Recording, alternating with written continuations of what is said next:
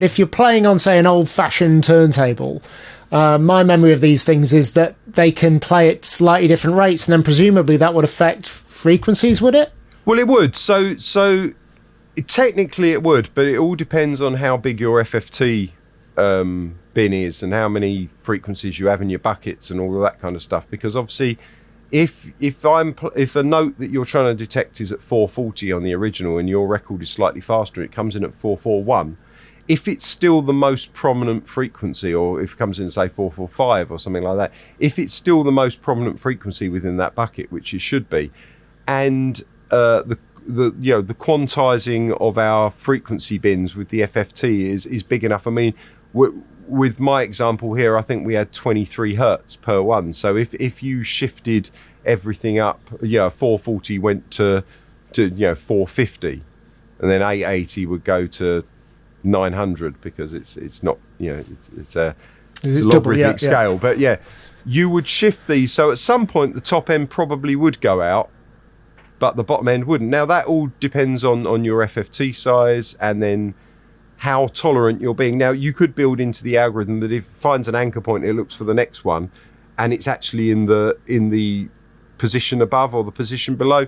You might want to allow that as a tolerance. I mean, these are all things I'm sure they tweak, and what they probably do is try and match on the tightest possible parameters. And if they get too many song matches back that don't work, then you start to tighten up the parameters or take some of the top end off and only use 3 points per sample or 4 points per sample, maybe take some of the bottom end out. I mean, there's things you can do to noise filter. So with an FFT, if you have a song and it's got one frequency that's droning all the way through it, the chances are it's not part of the music, particularly if it's in totally unharmonic to the rest of the song. So you could probably do an FFT and just remove that and just pretend that's noise and get rid of it. So there's so many things that you can do. I'm trying to give a simplified version, but even with the simplified version, it can tell the difference between two songs that are fundamentally the same thing being remixed. And if, I know you've got this online so people can go and have a play with it, but I'm intrigued as to the options for changing down the bottom. And is 6 the optimum? I had a play around with this, and my first attempt basically is I did 6 points per slice on the original songs, and then I was doing 3 or 4 points per slice on the ambient recordings.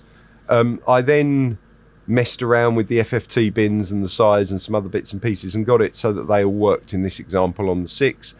I'd imagine in a real world situation you might want more points per slice on the original and less points per slice on your samples coming in.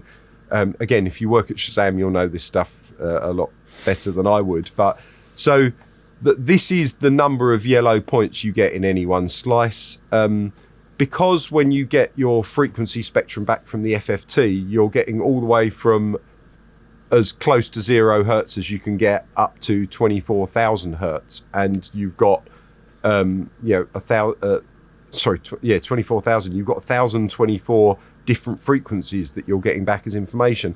And of course, as I said, we don't really care above 5,000 hertz. So all I'm interested in is a certain frequency range. So this allows me to basically start the FFT bins at number 4. So I'm ignoring 0, 1, 2, and 3. And I'm not interested in any of the FFT bins after 214, which gives us a frequency range here of 94 hertz to 5016. So if I up this, and you can see that the frequency range will change that we're operating in. The FFT bin step basically just allows me to increment the number more than 1 when I'm looping. So if I want to jump further up or effectively grab 4 of the FFT bins at once and then just work out what's the biggest amongst them and ignore that data, that allows me to do that, which when I was doing some early stuff with some bigger FFT bins, I was doing that. As it happens, I've ignored that. We've just got a step of 1 in the loop, so that's fine.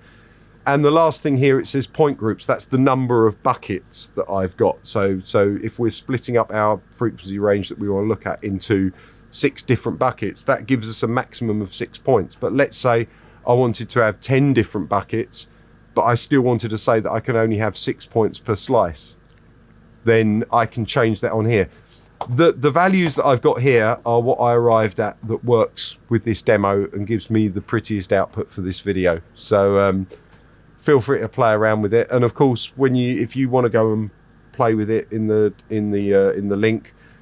You can right click and get the JavaScript and seal the HTML and go for it. If you want to download the songs, you can download the songs. I've got no problem with that.